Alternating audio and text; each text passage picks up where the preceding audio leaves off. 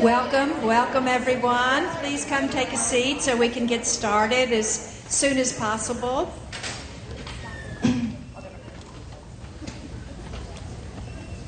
We are so pleased that you're here.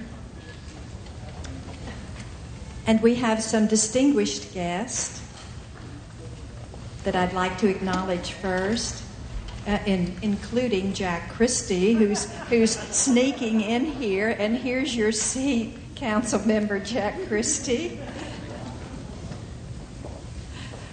Let me acknowledge our elected officials, Councilman Jack Christie, and I think later on Councilperson Mike Sullivan will be here. We have also from Mayor Parker's office, Terrence O'Neill from the Department of Neighborhoods.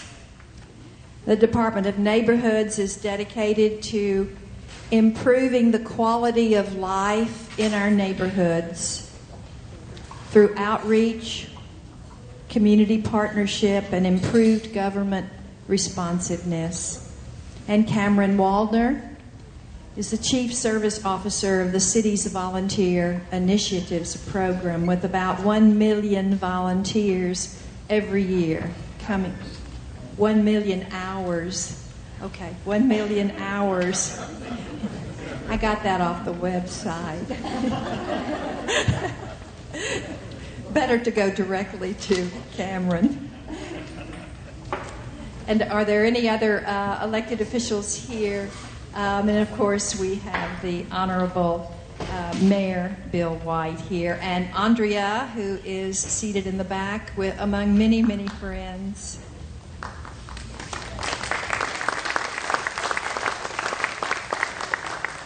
Please come right on in and take a seat. Have something to drink or to eat. Enjoy yourself. We really value your presence here. And especially to those representing nonprofit organizations from all over Greater Houston, we're so pleased that you could join us. And to all of you, welcome for an exciting evening.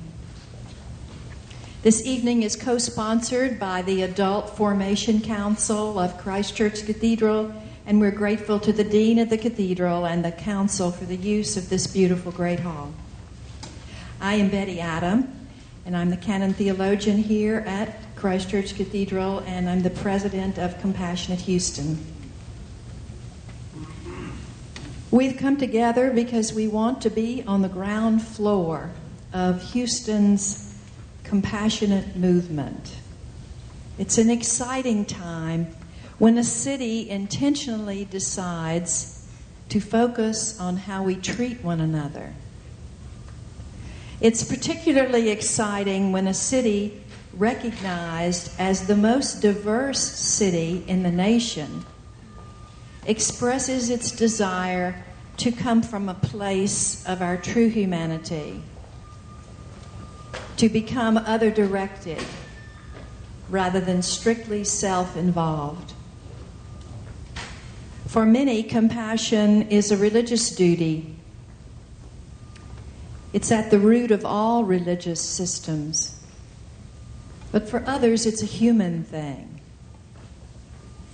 When we get the idea of compassion, we take it down to our immediate life. How do I care for my children? How do I care for my elders? How do I treat the stranger? And the bigger the compassion umbrella is in the city, the better our life is. Now we know that Houston comes together in a time of crisis because we've experienced it. We've seen it. We have responded in a time of crisis from our humanity. And in that response, we don't see our differences. We've already modeled what a compassionate city would look like without ever having our city declared as a compassionate city. But now we have that opportunity. We have the opportunity to make compassionate living a way of life, and not just in a crisis. For there's a global movement for compassion afoot that designates particular cities across the globe as compassionate cities. Receiving this designation and embarking on a 10-year citizen government campaign to celebrate, nurture, and enhance the compassionate culture in Houston is one desire that drives Compassionate Houston. I won't take time to go into the certification process. You will find handouts over here and out at the welcome table. And you can certainly raise questions during our Q&A time. Compassionate Houston is a civil society initiative. It's a collaborative and humanitarian organization formed by a group of Houstonians who are passionate about encouraging and supporting the philanthropic activity in Houston. Compassionate Houston is citizen-driven, and we desire to see Houston become the city that the world looks to as a leader in compassionate activities.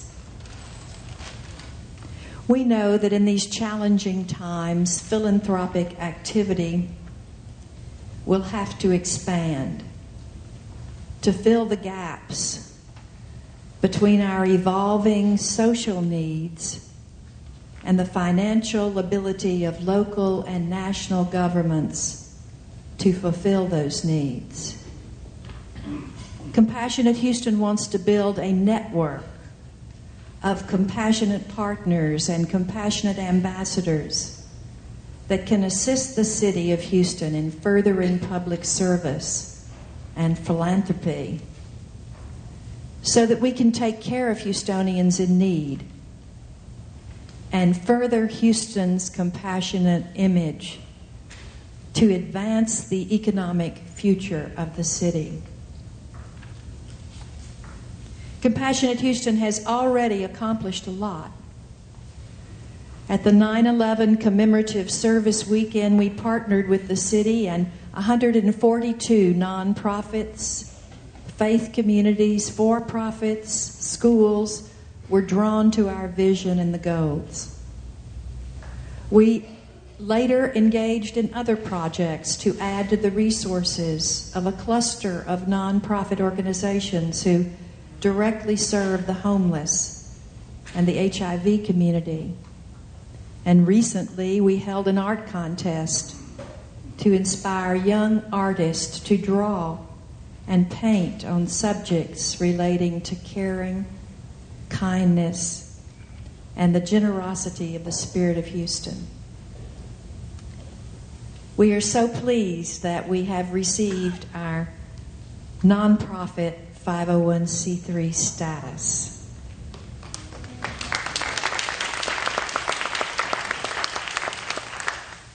As you can see from the brochure and the envelope materials that you found in your chair, we're inviting for-profits and nonprofit organizations, schools and faith communities, businesses to share our vision by becoming compassionate partners. And we want individuals to become compassionate ambassadors to spread the vision. And we're asking for financial assistance to help us implement more collaborative projects and to hold educational events like this one to push the vision out into all communities in Greater Houston. By some wonderful good fortune, tonight we have a reality check from someone who knows about Houston as a compassionate city, from the inside and from the top. Is Houston this city with a heart in some real and embodied sense?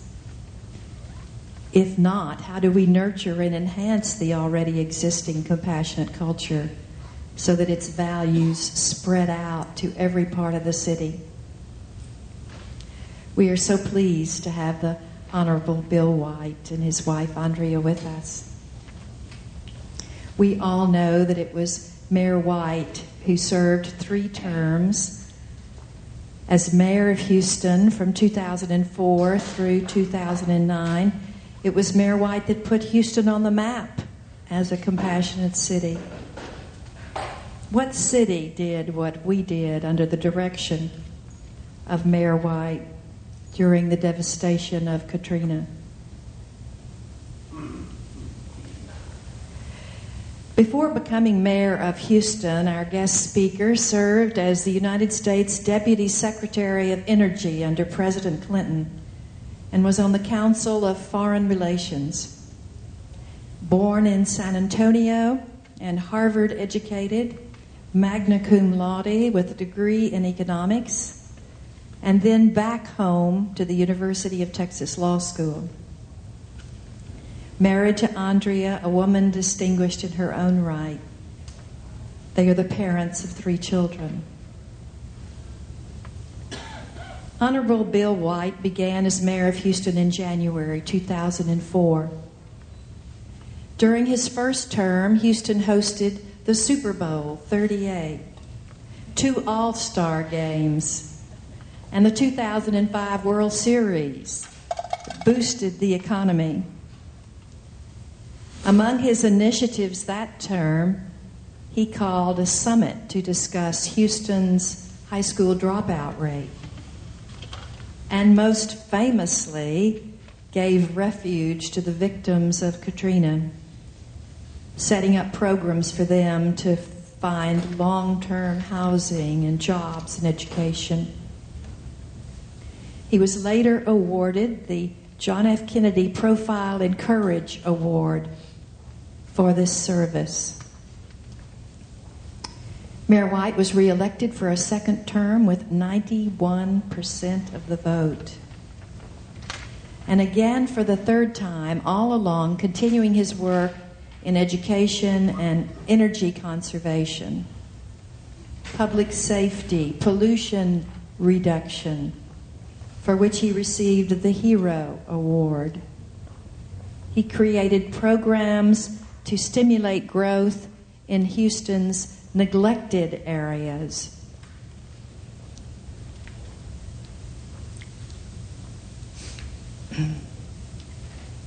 And was awarded the FBI Director's Community Leadership Award for lowering Houston's crime rate. Those of us who are here are also grateful for his work in creating Discovery Green in 2008. There is so much more to say. I didn't get to even mention the development of the Bike to Work Day. But let us hear from our Honorable Bill White, who rolled up his sleeves and went to work for Houston.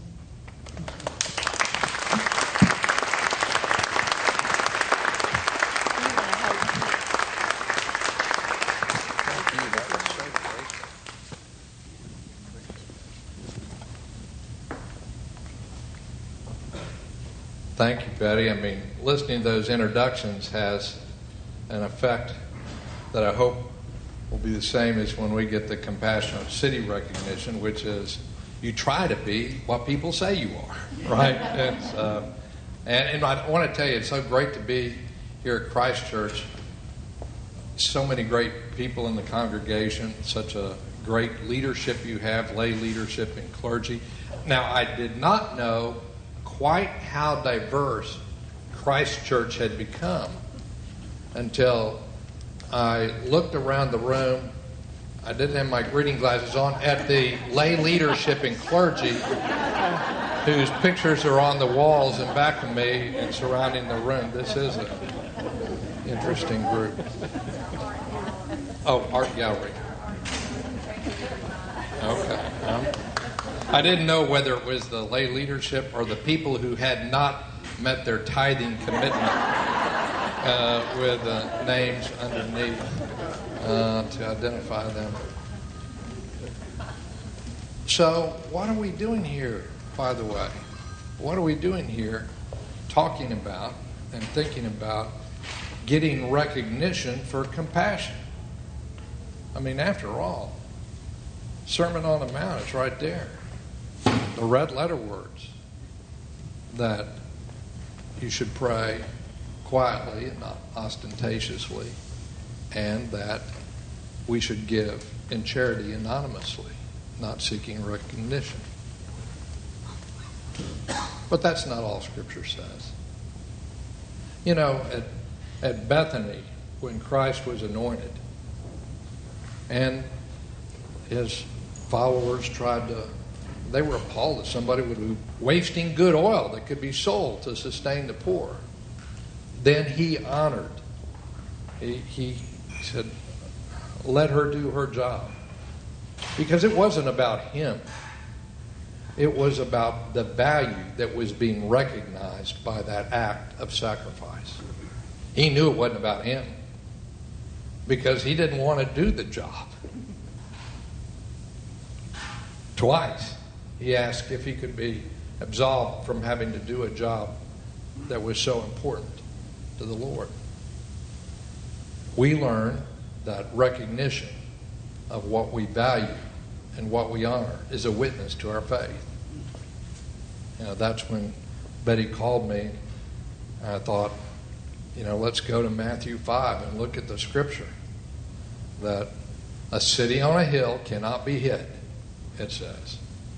And why light a candle and put it under a basket? Why not put it on the candle, put it on the candle holder so it will light the whole room? In that spirit, I think, seeking this recognition and organizing ourselves to recognize and honor those who demonstrate compassion is very much consistent with our faith. Oh, what power can come if the people in this room, individually and as a group, and with others outside this room, build a network to honor those who demonstrate compassion. You're likely to find them in places that no other light is shining because of their selfish acts. There may be people who do not call attention to themselves because that too is part of their faith and their belief. But you know what? We're learning more and more that what we're taught about shining the light on others and being an example through our good works, letting that be our witness, has a little bit there's some hard wiring in the human psyche that's involved in that. I mean, we're taught about the prodigal son and celebrated something because he was celebrated for what he wanted to be or what they wanted him to be. And that's a powerful, powerful act.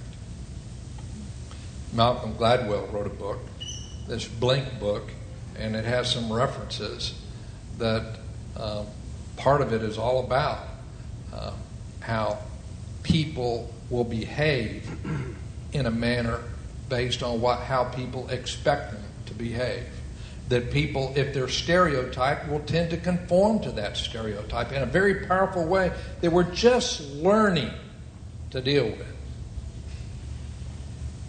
When I was mayor, we started a program. It was a sort of summer school program. It was based on social science research that how could we get the most bang for the buck out of private contributions to enhance the educational system. And you know what? Some people had gone through and they had studied and studied how things that worked in the educational system. And there's many things that work and a lot of things that don't work. And where they found the most bang for the buck was a program, I can't remember now right off that what we called it, but 6 weeks of hands-on science in some elementary schools, and they had done studies where you had the most effect. It was right after first and second grade. Here's how it worked. I won't tell you about the program, but let me tell you the amazing thing about how it works and what recognition does in order to change behavior. You had young people who were from, I guess you call them, at risk, most of their parents Many didn't have two parents, and their parents had relatively low. They didn't have education role models or much reading in the home during the summer. It was a summer enrichment. And when they came back to school, the C students were now B and A students. And here's what's the sort of miracle is. It's not a miracle, it's basic common sense, now buttressed by psychology. That once they started thinking of themselves as B students, statistically, 3 and 4 years later, they were B students. A lot of them were. We are what we expect to be and what we are honored. We mimic the traits that will bring us recognition and honor. Aren't we weak as human beings? If you know that, you'll be a better parent, by the way. That people will seek to do what they're honored.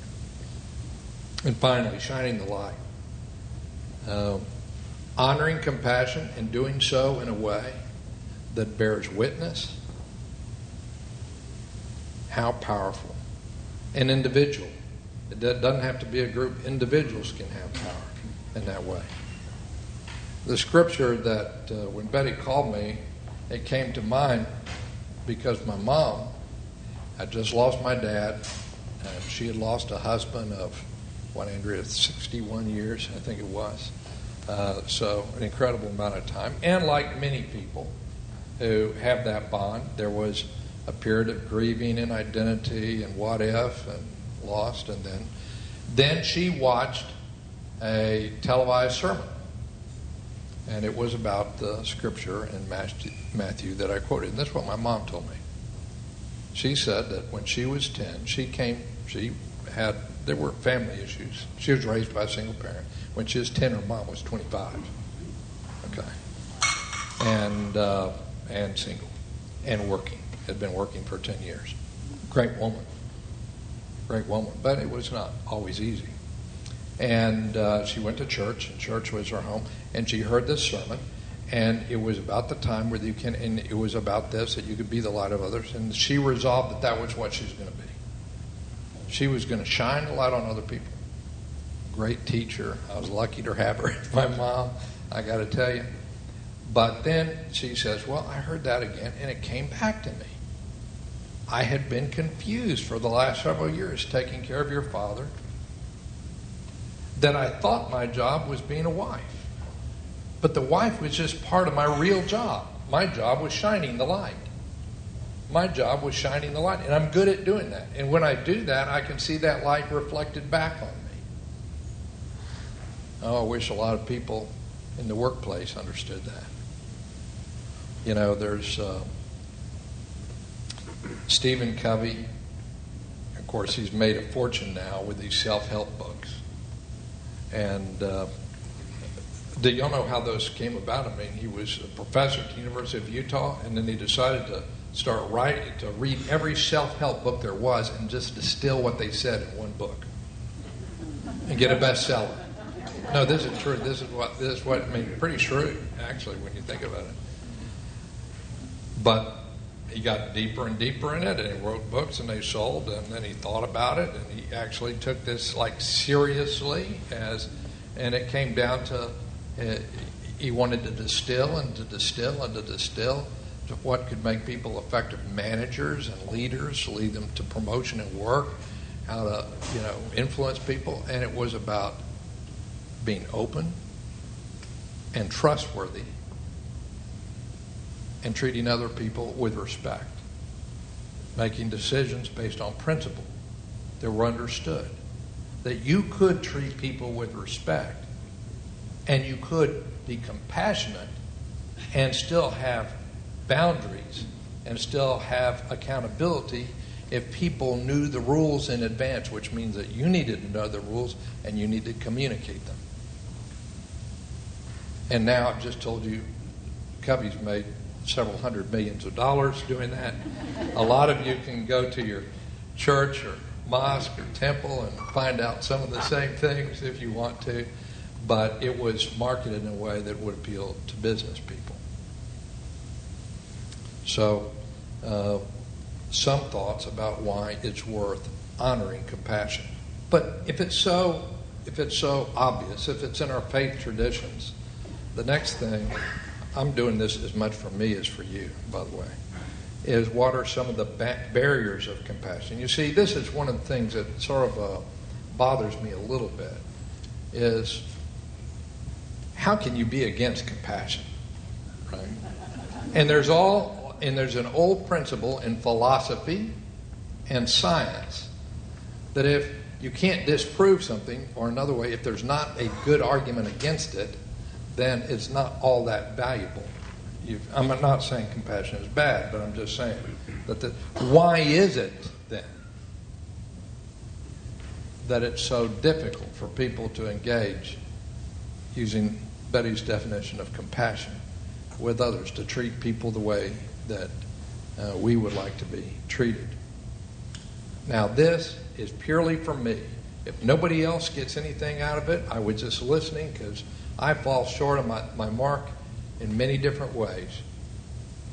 Anybody here in sales, you know, by the way, that the classic difference between a good salesman and a salesperson who isn't as good is a salesperson who isn't as good tries to talk about how great the product is or the service is. And the person who's a great salesperson mentions that, but spends the most time overcoming what they call the points of resistance. Right? So what are our points of resistance? What are the points of resistance? We're too busy. Okay, I'm just going to list some of the points of resistance. We're too busy. But legitimate, especially for Houston. I mean, we're a bustling city where people have come for opportunity, by and large. We're a working city. People work in Houston. Unless they're retired, disabled, they may be working in the home raising kids, but I mean, we're a city where people come not necessarily to enjoy year-round good weather, but they come because there's opportunity in this great city. So we're busy. But I'll tell you what, I'll just give this one, overcoming the barrier to resistance. One of the easiest things to do that busy people can do, I'm not saying, I could give another talk about how to balance your life and all that, but one thing that busy people can do is they can include more people and people who want to be included in what they're going to do anyway, right? And my wife is really good for reminding me about this, because a lot of us, and the incremental time and attention takes very little. And if you include somebody you don't know or is outside your barrier of acquaintances, or somebody who may appreciate something more than you do,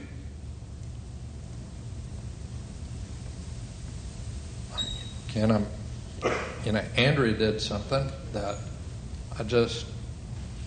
so we have a Mother's Day, and people honor their mother. It was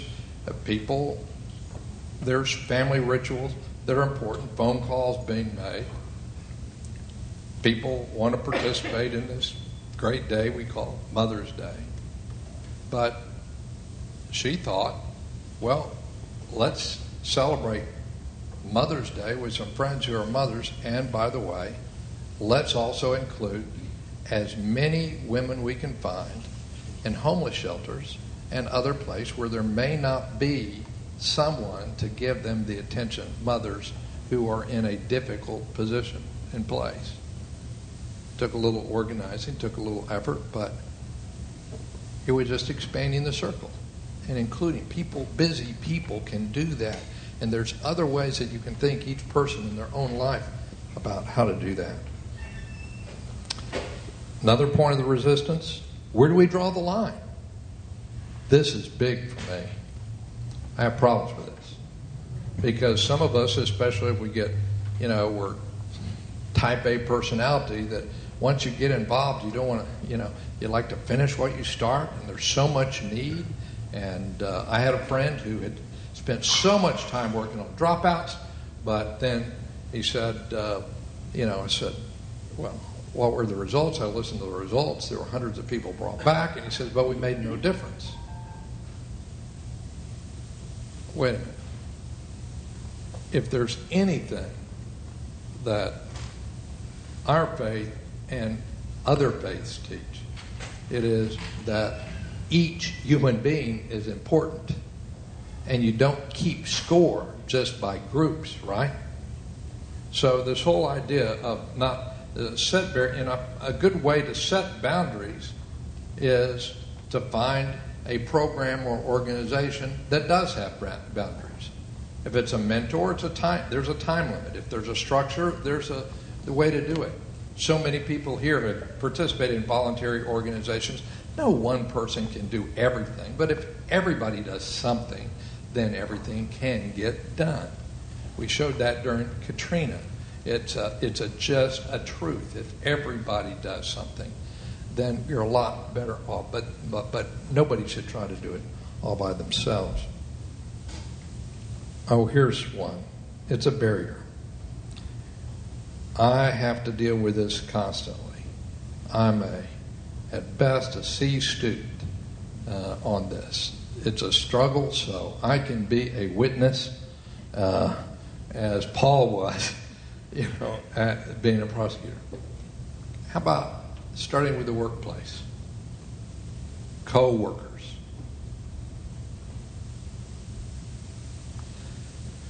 For some time, compassion in the workplace is, to me, one of the more challenging things, particularly in American society today, particularly in a relatively a meritocracy like we want to be in Houston. See, you go from a discriminatory society to one that is more of a meritocracy, and that's a big plus. So you've gone up, so you're not judging people based on a stereotype you had. But we're also a performance-oriented city. And so does compassion mean that somebody doesn't have to show up on time at work? Does compassion mean... I have a hard time with this because I've always learned as a manager that people, by and large, will tend to try to perform in accordance to expectations. And as some people who work with me can tell you, I use that little insight to create a higher and higher hurdle for those expectations, and I find that people perform better and better, and it's great if you want a public servant or you run a business, but it can be tough on people at times. But I want to tell you, people in the workplace will find that their employees, their co-workers, will repay with enormous gratitude those who take some.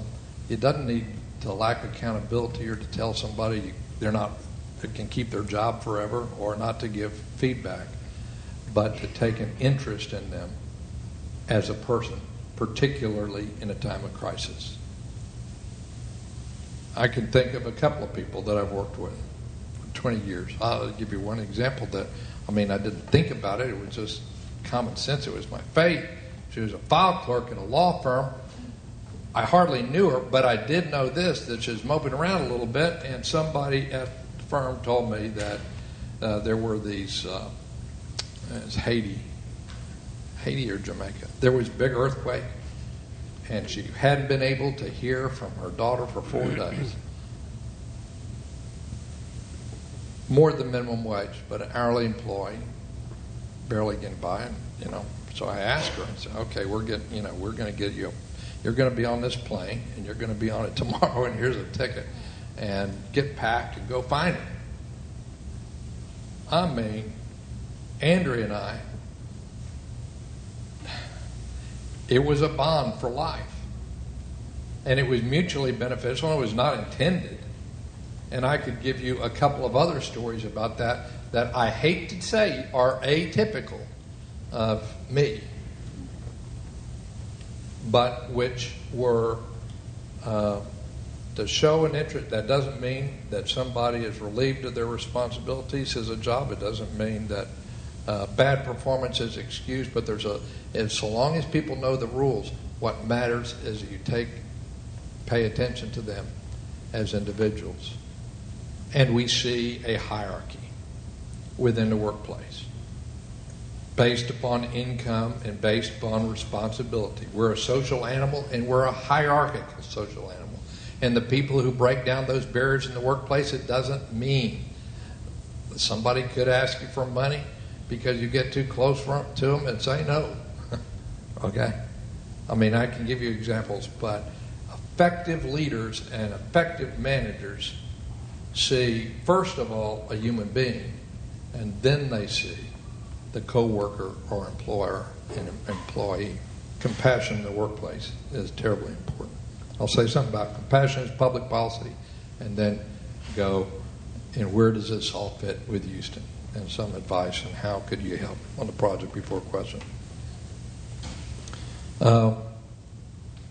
Compassion in public policy is something that I think about from time to time.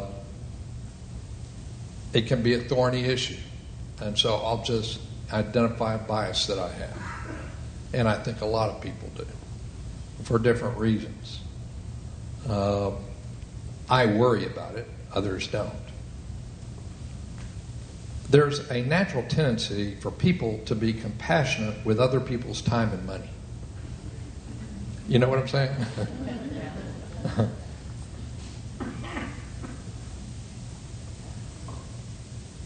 And so,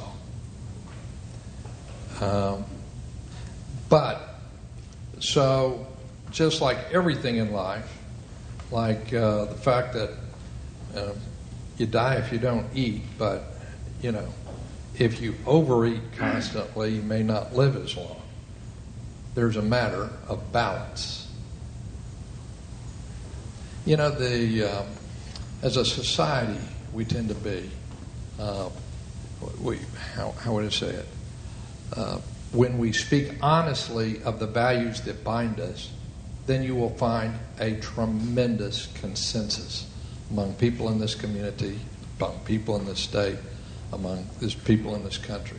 I've been writing a history book, so I've had to go back through 210 years of American history, and it's a history of the federal debt and basically how much the federal government spends and how much they collect in taxes, and when we have crises in the past, how we gotten through them, debt crisis.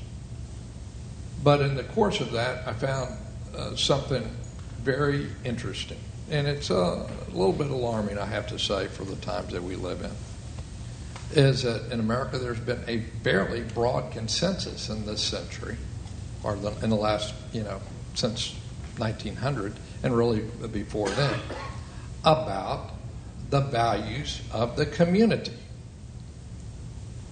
And we've changed in our approaches from time to time about those values.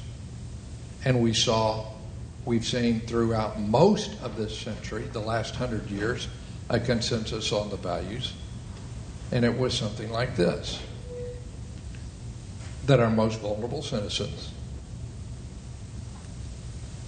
the very young, some who are older, disabled. There's another category that we've identified, which is single moms going it alone. In these categories, we've understood that how we treat these human beings are a reflection on the norms and values of society, and that through private action, through public action, and a whole variety of actions, that we as a community would make sure that there was some safety net. And we felt better about ourselves as a country when that safety net was available. And the political dialogue about that issue and that fact at various times was very, I'd say, different than it is today. And I'll give you an example. So, one of the things I got to consider, after the end of World War II, there was a big battle. There was a fellow named Senator Robert Taft from Ohio and Harry Truman, the vice president who took over after Franklin Roosevelt died, and they had different ideas about the budget and what we should do about the Soviet Union, whether we should have bases overseas. They had big differences about whether or not the government should pass certain laws on labor management relations. or whether the government should own public power plants like TVA. They had differences in all those things. But they agreed on one basic thing. It was really beyond the pale. See, Taft believed that he believed in market systems and the free enterprise system as superior for producing a higher life with more freedom and more abundance than communism or socialism. That's what he believed. And he believed this. He said, what this will do is it will create inequalities in society, because in a market system, people will make different amounts of money. And some people will have a hard time. In order to keep a market system and this principle of free enterprise and competition, and in recognition of the inequality, the government must have programs that provide access to medical care for those who cannot afford to pay, we have to have good education system. We have to do basic research in science so we have good medical care for people. We have to provide, if somebody can't have a house, if they're homeless, we've got to find a home for that individual. He was called Mr. Conservative at the time, because he made clear that it was related to the overall objective of having a society in which that was both humane and based on a market system. And then him and opponents would debate how best to accomplish some of those goals. I would like to see more dialogue like that in public policy about compassion, and where they were very effective was, and where they had a common basis, is that we were a faithful country, diverse traditions. Not as diverse as it is today, I might add, in our religious traditions. But all those traditions in their holy scriptures taught about the principles that I'm illustrating on social safety net. So what does this mean for Houston? Well, one other point before I get off. This is not a substitute, however, and the issue of compassion in public policy, for the dynamic and power, the sheer power that we have in the private sector, philanthropy, and the faith-based community when we want to organize and get things done together. And if there would be anything to take away from the experience of this community during Katrina, it would be that. I mean, if I had any insight, it was that we needed, about 100,000 people. We needed about 20,000 apartments. We needed all these things very quickly. And there's no way a government can do that. It's going to have to be. Maybe the government can get certain things reimbursed, but you're going to have to deal with the faith-based community. You're going to have to find corporations. You're going to have to organizations, and then assign everybody a role. And the sheer power, there was no, the sort of corporate community was able to mobilize, but nothing rivaled what the faith-based community was able to do during that entire time. And leadership, compassionate leadership. I think one of the insights into those people who critique compassion as the job of government is that the government shouldn't be the only source of compassion, and it shouldn't be a substitute. That giving at church is not a substitute for treating somebody nice, right? And I think that would be very appropriate to the project that y'all are embarked on, seeking the recognition for compassion. So I'm going to go from Bill White to Sunday school teacher to conclude with some pragmatic sort of, if you call it, insights on how one might go about mobilizing compassion. And I don't know whether these are right or not. In my opinion, isn't better than anybody else's. But I'll just have two particular insights. The first is,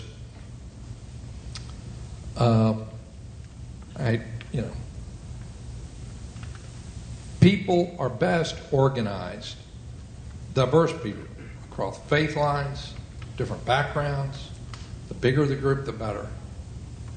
If there is a well-defined task around which they come together and get organized. Now, I knew this from business and it helped in Katrina. So we had a list at 8 o'clock every morning for about 100 days, meeting at the George R. Brown. Okay, first, we've got to get somebody food and water. And we got to get medical care and drugs. Second, we need to get shelter. Third, we need to get the kids in school. Fourth, we need to make sure that people have access to job training or jobs and rides to work. Okay, it was really pretty simple. If anybody was here, and it sort of shifted in order of priorities we went through. And people tried to bring up other things, and basically I cut them off because if you, in a polite way, because if you do those things, then you will put people in a point where they can make decisions on themselves and be more independent. Because ultimately, the worst thing that could come of this, the worst thing would be people looking back rather than forward and living in a state of feeling, dependent. And it wasn't that they're charity cases. I mean, we're just doing to others what we would have them doing to us. I mean, it wasn't that, we were the nice people and they were the recipients of charity. We were just treating people the way we want to be treated because we may be there, by the way. Last hurricane season hurricanes aren't over in the planet Earth. Similarly, I think if people pick a slice of what they can do, you can build collaborative organizations better that are more enduring than people sitting around talking if they are focused on some attainable goal. And it is easier to grow success than it is to explain mediocrity.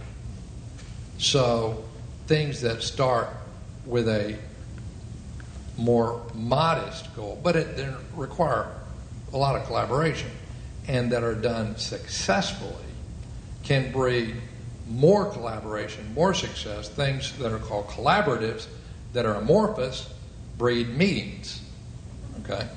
Well, that'd be one insight that I have. And the other is that, look at what works.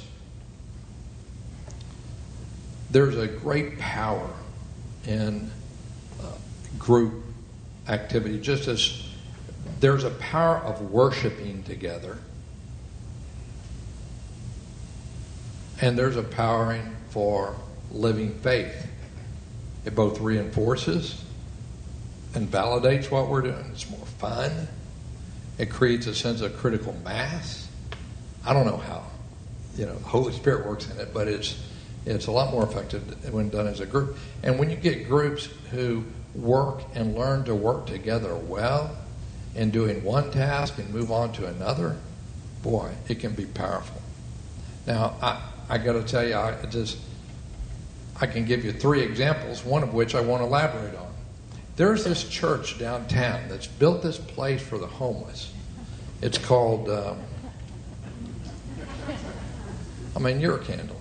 This congregation is a candle. This shined a light. So what am I talking to you about this stuff for?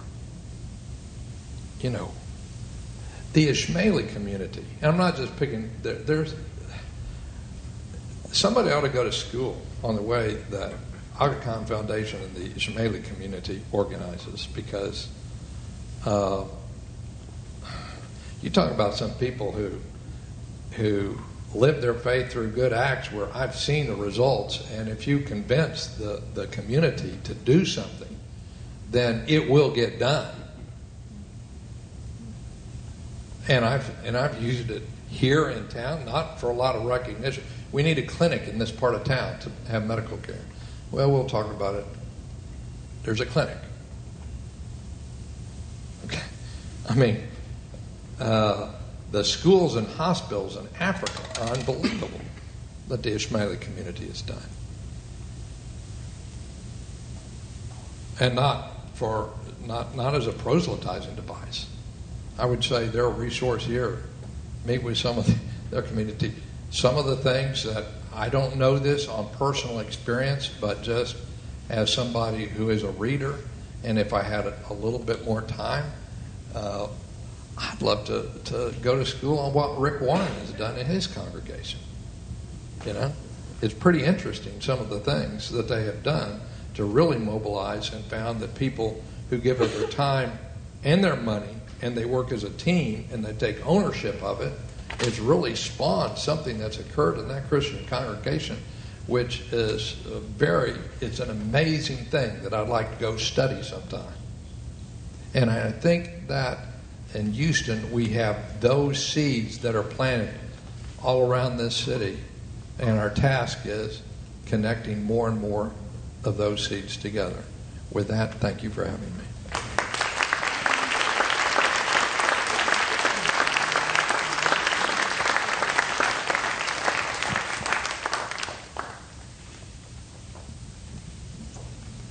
Thank you so much. I know that we want to have a question and answer period, and the Honorable Bill White said that would be fine with him. So you have a little card, an index card in your chair, and perhaps you've been having something on your mind that you would like to ask the mayor.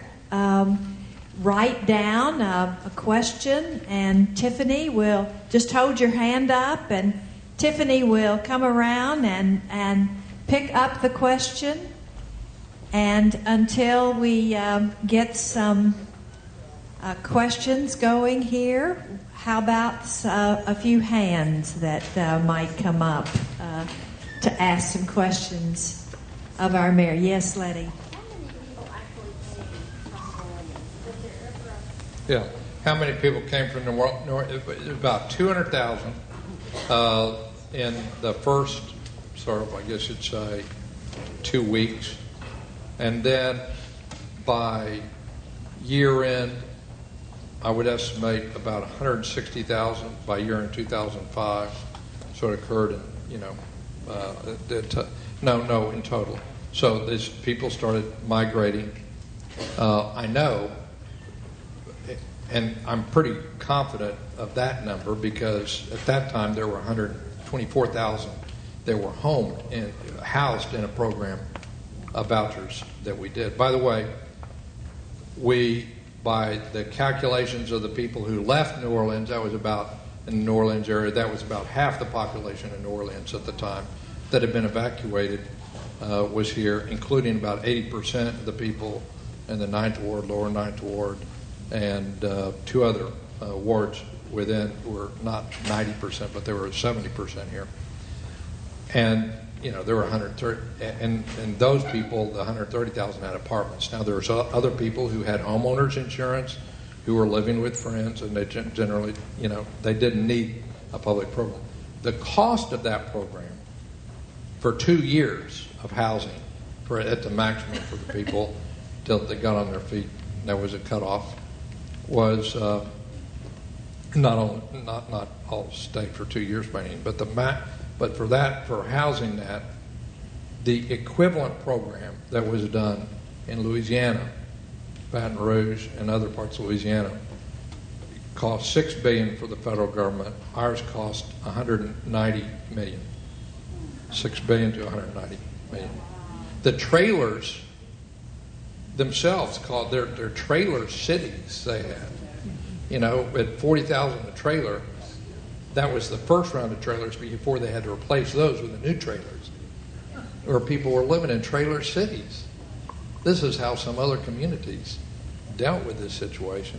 And could you imagine the sense of dependency and the inability?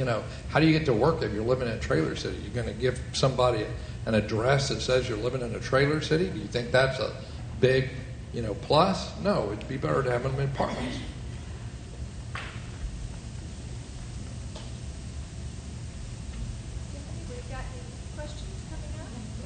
Yeah.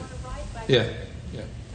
I wonder if you could talk about mental health support and how you might envision creating across the board better mental health services and support. Well, do you have some ideas? The question is about mental health support. What do you think? Well, I definitely believe that it requires a public-private partnership. And as it occurs to me that it is a specific task that could be, even though it intersects with drug abuse, it intersects with a lot of things, but to get a group of people, as you described with Katrina, to get people on board and attack, one problem after another, which is mental health facilities for those people who need to be living with constant supervision. Addressing the homeless, I mean, yeah, right. 70% of the homeless people have mental health issues. Yeah, we did a census here. We did a census, and we had the long-term homeless, and this was, I don't like a bunch of studies, or when I do, I ask a bunch of questions, and this was really an enumeration. It wasn't a statistical estimate. Unfortunately, for a chronic homeless, and we can identify more or less by name, okay, because they're not unknown. They go through a jail, they go through Ben Taub, they can be identified. So and we did a census of population. There was about 8,000 or 9,000, about 60% drug, alcohol, no, higher than that, drug, alcohol problems, 60% mental health, and there was a big overlap. There was only 10% that wasn't in those two categories, that either of those two. Mental health, almost all had been diagnosed, by the way. It's something that wouldn't matter diagnosis. They had been diagnosed previously. This is the issue that for a compassionate, volunteer, collaborative, this is our challenge. This is one of those things where it takes some sustained funding source. Because one thing I learned is, God made a world where some of us have chemical imbalances and other things. He also gave us a brain, so we know a lot more about mental health than we did about 40 years, and we'll know a lot more in 20 years than we do 40 years ago. But a combination, what we really need is housing, caseworkers, and organizations that cut across, that are well organized among employers. Those are the three elements: housing, caseworkers. Without caseworkers, and there's a limit to what each caseworker can do. People get off their medication, or they don't go to their support group for alcohol and drug abuse. So you really need both the housing and the caseworkers. I think we can organize employers, and that's something that could be done on a voluntary basis with some programs and standards. Again, not everybody can do everything, but if some people do something, the same with ex-offenders, then we could make some steady progress towards that goal. But I'm not going to talk about the politics of it, but I don't think it's going to be done just through private charity. Yes, ma'am. No, but it would be helpful, and this is no matter who's in charge. I headed up a program for homeless for 4.5 years here, and when people are let out of jail between midnight and 3 a.m., then the first people they encounter are the people who got them there to begin with. Sure. And if there's any one thing that seems to me to be controllable that we're doing in Houston that we keep doing and expect different results, that's one of them. Yeah, I mean, if I haven't looked at it so much with the, Class B misdemeanor, but you're on the ex-offender. for Texas Department of Corrections and people who get off at the bus station. Andrew, this is something that I got up to speed on about the time, a year before I had to leave, but I learned a lot of what could be done. And it goes like this, that if the planning starts 6 months out of release, and there's a plan, and caseworker there working with people outside, and then if the person, why can't it be that there is somebody who, with a smile, it may not be, unfortunately, a family member or something, but why can't we have somebody greet the people coming off that bus as if they're the prodigal sons and daughters, and have a place that is an alternative. We're a free country. Is an alternative for housing and an employment program in that first 6 months. That first 6 months is critical. People coming back on that bus are not saying, boy, I can't wait to get back there. But if the first person who's glad to see them is their old gang, and the only employment prospect they have is the same thing that got them there, then you're going to see the recidivism rate. We waste so much money in not addressing that issue. But let me just say, it's more than that, too. I wish I could tell you what the name of the prison, it's really prison rehab program. It's faith-based in the sense that I draw from. Carol Van's Life. Huh? Carol Van's Life. Yeah, Bridges to Life. You know what Bridges does, and there's others too, by the way.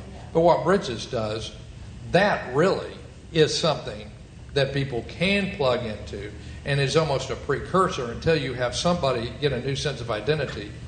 And, you know, they're not all trained shrinks, although there's training that goes into the program, but it's all focused on having people have a new conception of themselves that allows them to get close to other people, including, you know, to build the relationships outside. If people are so psychologically scarred from years of being beaten as a kid and being treated the way they treat other people, you know, then and unless you get through that barrier, then you may not get to first base.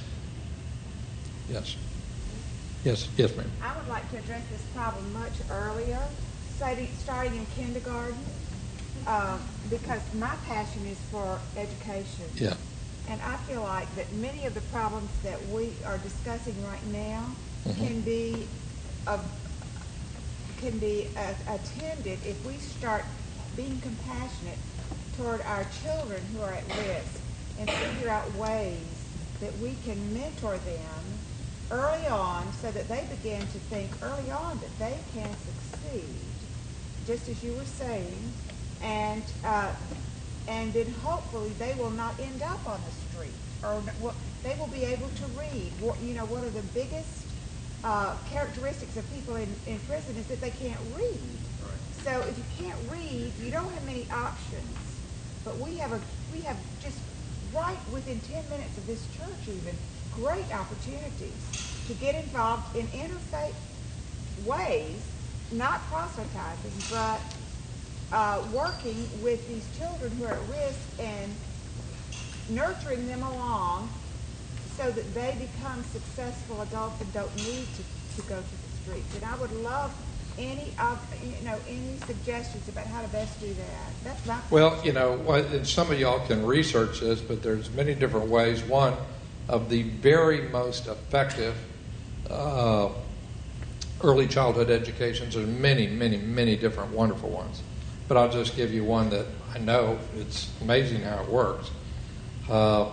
It's called Small Steps, and it's a school that now I think they have 4 campuses in town. 5th Ward, they have one over not too far from here actually. It's an amazing. So I'm sure they have a website, but it is, and really they had focused on early childhood, bringing their faith and Christian faith and developmental science together. And guess what? The kindergarten is run much like the one that people race to get into here in Houston, Pooh Corner. You know, I mean, it's interactive. It's interactive, and it's supportive of people. And then they don't have any public funding because they do believe it's not that, you know, I'm not saying your faith religion is. It's not that they're indoctrinating people, but they want to give people a sense that there is something bigger than them. So they do have a value-based content within the curriculum, so they can't take any, you know, public dollars. Well, we work with Kids Hope, and we cannot talk about taking religion into our home, into our kids, public schools, into the public schools, and so there needs to be both. Yeah, right. And this would just be an example of early childhood for which we do not have a program here. Okay, yeah. What is the most effective way for compassionate individuals and groups to encourage the city leaders to step up and solve the homeless problem? You get interesting questions. Okay, now I'm going to test myself. But why isn't the person who wrote the question a leader? I mean, I'm not trying to be flip, and I'm not trying to be impolite. But, you know, this congregation are leaders. It is, I can tell you what the issue is. The issue is the cost of housing and caseworkers. And I'll tell you what the trade-off is that there are a lot of people who are not homeless who don't get subsidized housing and caseworkers. And so, you know, you're going to have to, it's a matter of some resource. I'm not saying that we shouldn't do it, nor am I defending myself or others, but when you have limited resources, then in the city budget Jack has to vote on, since public safety is 2/3 of it, then it basically comes out to EMS, it'll come out of EMS response time and police. A recent article in the Chronicle describes supportive housing as a complete and economic program for addressing homelessness. A first project was planned with funding arranged for downtown Houston. This project was canceled several years ago due to neighborhood opposition. How can political support be generated for supportive housing projects? Well, the first is that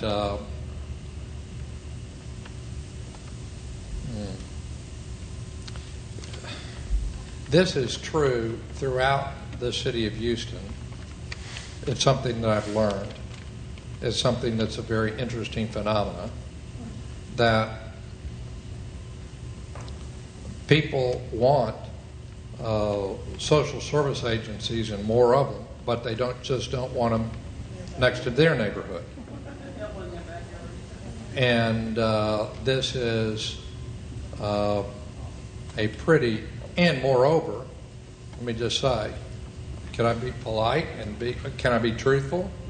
There are people who do have near some neighborhoods, including this one, if it's the one I'm thinking about, have had experiences with basically, including ministries for the homeless, where people feed people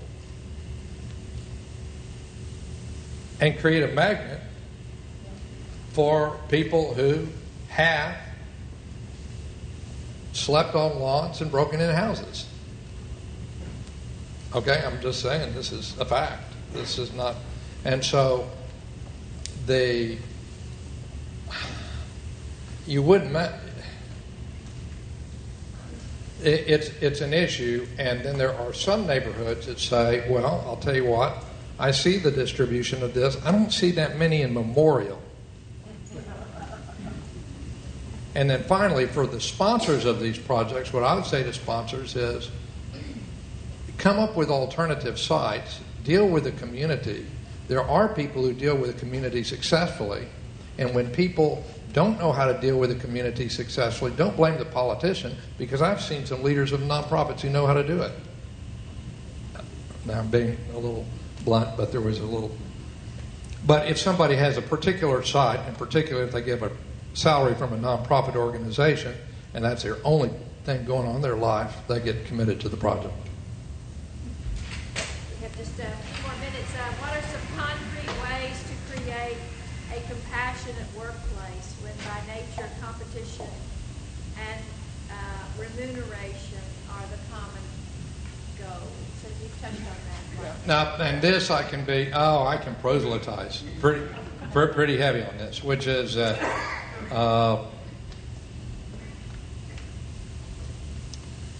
commencement speech I give from my heart, my standard one, is sort of,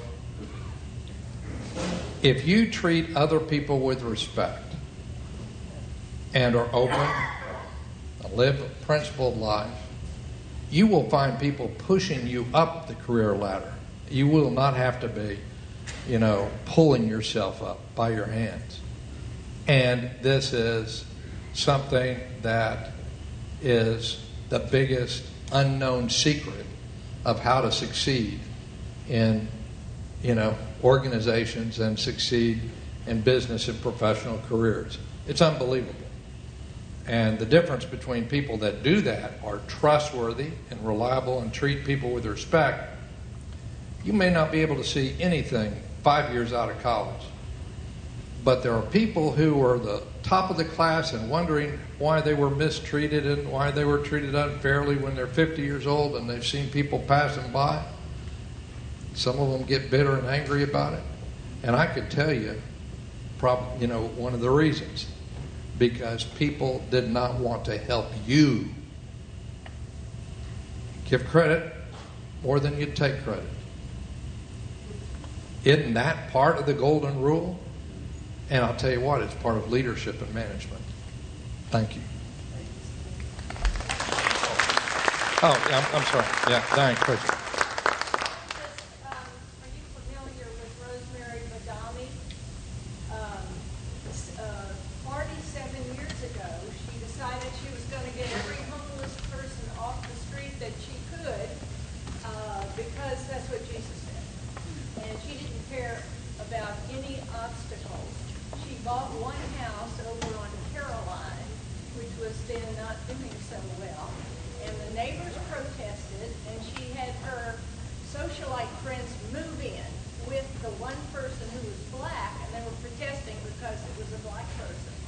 Over the years, she has purchased through her organization, Magnificent House, 16 houses.